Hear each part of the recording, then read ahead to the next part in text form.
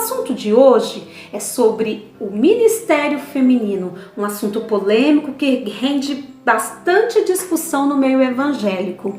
O objetivo da série é que você tenha noção do processo pelo qual a Assembleia de Deus passou até chegar a ser o que é hoje. No Antigo Testamento, Uda e Débora foram mulheres importantes na vida do povo de Deus. Jesus nasceu de uma mulher. Ele honrou as mulheres e deu a elas um lugar que elas não tinham à sua época. Como um homem judeu, falou com uma samaritana. Permitiu que uma prostituta lavasse os seus pés. As mulheres foram as únicas a ficarem ao lado dele na cruz. A primeira pessoa, testemunha ocular da ressurreição de Jesus, foi uma mulher. A maioria das igrejas estavam na casa de mulheres. Diversas mulheres trabalharam com o apóstolo Paulo. Muitos agradecimentos nas cartas de Paulo foram dirigidos às mulheres. Paulo tinha a irmã Febe como uma protetora. Priscila, esposa de Áquila, era provavelmente mais dedicada que o marido. Se destacava no serviço de Deus e seu nome aparece primeiro nos registros. É importante distinguir o ministério feminino comum do ministério feminino ordenado, ou seja, o ministério feminino pastoral. É exemplo de ministério feminino comum o departamento de oração, visita, caridade, limpeza, louvor, entre outros.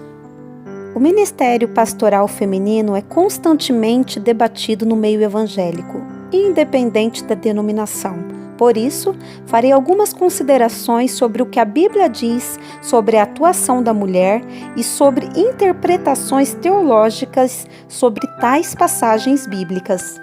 Uma que o grupo que defende o ministério feminino pastoral se utiliza para fundamentar a sua crença, e outra que os que são contra apresentam como uma das provas para a proibição.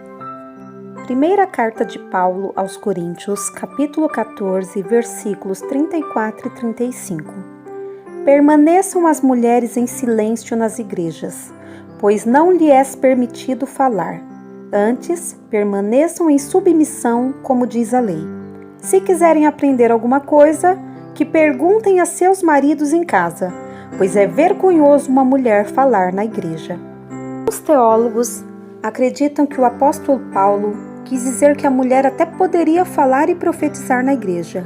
O que ela não poderia era usar de autoridade na igreja, ou seja, qualquer postura que desse a impressão dela ser a cabeça. Segundo o grupo contrário ao ministério pastoral feminino, na lei de Deus não se encontra autorização para que a mulher seja sacerdotisa. Poderia até ter uma função civil, como por exemplo juíza, ou até profetisa, que não era um ofício. Segundo eles, os cargos de liderança eclesiástica na Bíblia são reservados a homens capacitados. Várias mulheres andaram com Jesus, porém, ele convocou 12 homens para serem apóstolos. Homens e mulheres, embora sendo iguais, ambos à imagem e semelhança de Deus, têm papéis diferenciados. Diante disso, eles defendem que não há na Bíblia justificativa para o ministério pastoral feminino. Os que defendem o ministério pastoral feminino, por sua vez, entendem esta passagem como um costume da época, onde o papel da mulher no judaísmo era secundário. Elas não participavam dos atos litúrgicos feitos no templo, nem nos cultos nas sinagogas nos sábados. Diante disso, não necessariamente deve ser aplicado na atualidade. Gálatas 3, 26 a 29. Todos vocês são filhos de Deus, mediante a fé em Cristo Jesus. Pois os que em Cristo foram batizados, de Cristo se revestiram. Não há judeu, nem grego, escravo, nem livre, homem, nem mulher, pois todos são um em Cristo Jesus. E se vocês são de Cristo, são descendência de Abraão e herdeiros segundo a promessa. Não se chegou a um consenso sobre o tema Ministério Pastoral Feminino e eu acredito que nunca chegará. A Bíblia é a nossa carta magna e é através dela que todos os cristãos se norteiam. E eu quero propor para vocês uma discussão saudável, respeitosa.